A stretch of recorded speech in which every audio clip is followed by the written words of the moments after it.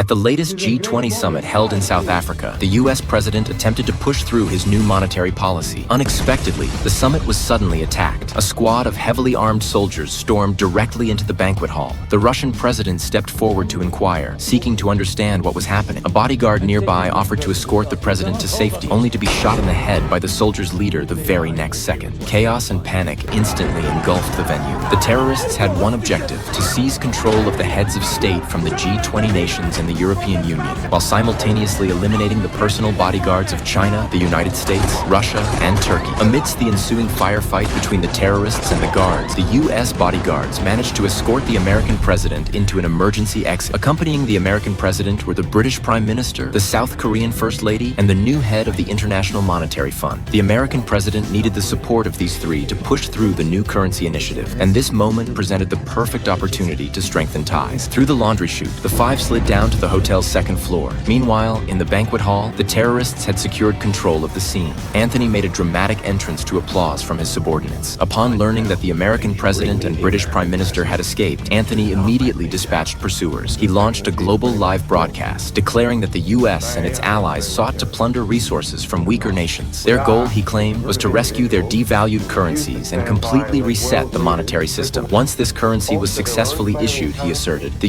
US would control every individual's hard-earned money. Anthony urged people to protect themselves by withdrawing funds from American banks and stock markets, directing them instead to purchase Bitcoin, the only currency beyond their control. He then announced he would soon release audio evidence exposing the fraud perpetrated by the US president and others. He further warned high-ranking government officials worldwide, if you dare attempt to stop me, I will behead your true leaders. Finally, he addressed the global live audience once more. If we act now, together, and tomorrow, we will awaken to a brand new world.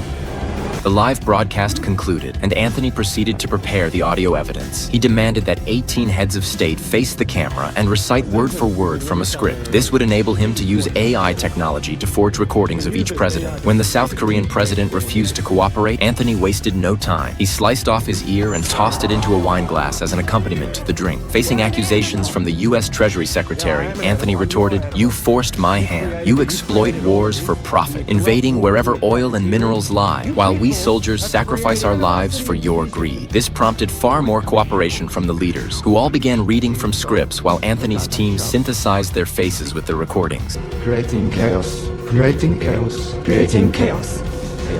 Soon, the forged addresses of world leaders were broadcast across global streaming platforms, YouTube and Facebook abroad, TikTok.